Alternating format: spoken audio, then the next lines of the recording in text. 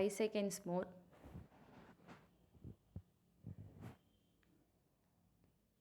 Start. Mr. Speaker, I must at the outset thank you for giving me this opportunity to take part in the general discussion on the budget for the year. I wish to congratulate the Honorable Finance Minister on his presenting such a good budget which aims at improving the conditions of the weaker sections of society. He has done well to present such a balanced budget in the present circumstances.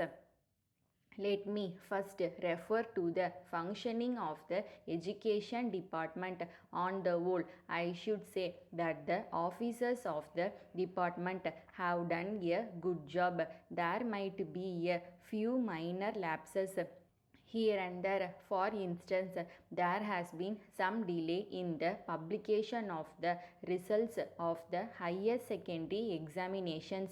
Of course, there might be valid and justifiable causes for such delay, but considering the difficulty that such delay causes to the students, parents, and also the educational institutions, the department could have avoided the delay in this regard. I am happy to note that the department has taken note of the criticisms made in the past years with regard to the delay in the sanction of grants and scholarships, and had taken effective steps to ensure that the schools received the grants and the students received their scholarships in time. I thank the departmental officers for being responsive to the suggestions and remarks made on the floor of the House.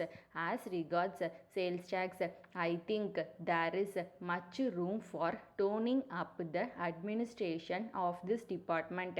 A number of members who spoke before me have referred to many complaints made by the merchants, traders, and businessmen about the harassment to which they were being subjected by the department. The government should realize that they are getting a huge sum by way of sales tax, which help them to undertake many welfare schemes.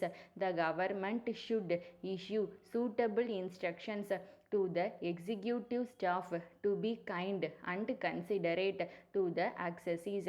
Whenever the accessees committed some errors out of ignorance of law, the officers should politely point out those errors to them and educate them as to how they should help the government by paying the taxes due by them. There should be perfect understanding and cordiality between the accessees and the department. Once these are established, I am sure there would be no room for many of the complaints that are now being made against the officials. The task of collection of tax is a difficult and delicate one, and it should be dealt with carefully. As far as the forest department is concerned, I would like to congratulate the Honorable Minister in charge on the keen personal interest taken by him to prevent the indiscriminate cutting of trees in the forests. We know very well how forests are essential for the prosperity of any country. We notice a tendency on the part of some people to destroy forests for various personal uses without realizing the great harm they are doing. Of course, these are laws to prevent such indiscriminate cutting of trees, but as in many other fields, mere laws would not be adequate to tackle this problem. The cooperation of the people is also essential. The people should voluntarily come forward to cooperate with the officials and stop cutting off trees. The officials, on their part, should always be very strict in dealing with the offenders in this respect. As regards the cooperation department, the fine objective of the cooperative movement is not being achieved. In many cases, rules and regulations are violated. Very often, also, we see misuse of funds.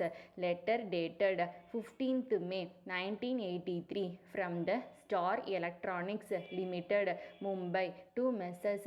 Balaji and Sons, Chennai. Dear sirs, kindly refer to your letter in which you have complained about the delay in our sending the various articles ordered by you. We regret very much the inconvenience caused to you in this connection. However, we request you to consider the circumstances under which we could not fulfill our commitment to you as promised. A section of our labor staged a stay in strike about 2 weeks ago. Though the other sections were willing to work, it was not possible to keep the factory open for security reasons. Hence, we have declared a lockout. The demands of the workers are not reasonable and are against the terms of the agreement entered into between their representatives and the management.